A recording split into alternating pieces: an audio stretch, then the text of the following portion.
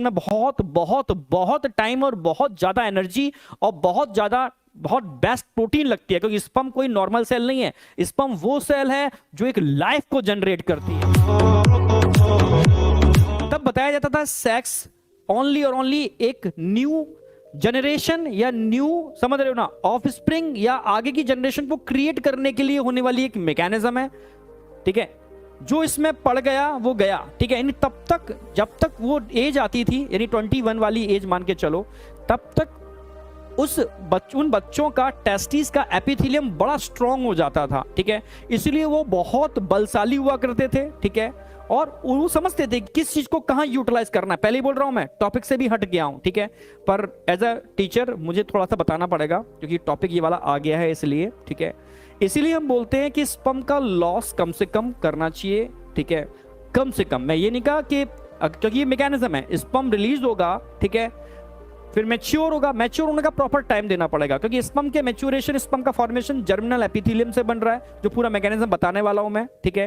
तो उस germinal epithelium को मैच्योर होने के लिए आपको पर्टिकुलर एक एज तक का टाइम देना पड़ता है। उस एज के बाद जब वो इतनी मैच्योर हो जाती है, फिर उस पर कोई फर्क नहीं पड़ता। पर आज की डेट में जो डिस्ट्रिक्शन इन डिवाइस की वजह से हो रहा है, तो समझ ही रहे हो कि दिक्कत क्या आ रही है। उसकी वजह से जर्मिनल एपिथेलियम मैच्योर नहीं हो पाती, अर्ली स्टेज में ही वो इमैच्योर रह जाती है, जिसकी वजह से आफ्टर मैरिटल लाइफ बहुत सारी प्रॉब्लम्स आते हैं लोगों को, ठीक है। तो इसलिए मैं कहता हूं थोड़ा सा कंसेप्ट समझो। एक स्पर्म को मैच्योर होने में बहुत टाइम लगता है। एक स्पर्म वो सेल है, वंडर सेल कह सकते हो, जो एक लाइफ को जनरेट करती है, ठीक है, एक जिंदगी को बना रही है।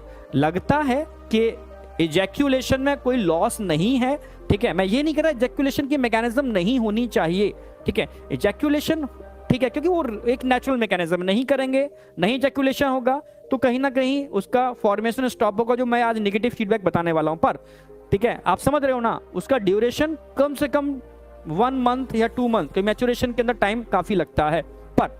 Per day millions gamete mature होते हैं, पर डे सीक्वेंस अगर देखोगे पर डे मिलियंस मैच्योर हो रहे हैं, तो ऐसी कोई दिक्कत नहीं है। बट फिर भी मैंने समझा दिया कि उस स्पर्म को बनाने में लॉट ऑफ एनर्जी, मैच्योरेशन में लॉट ऑफ एनर्जी और बॉडी का बेस्ट प्रोटीन लगता है, जो एक लाइफ को जनरेट करने के लिए रिस्पॉन्सिबल सेल है। समझ रहे हो ना मेरी बात?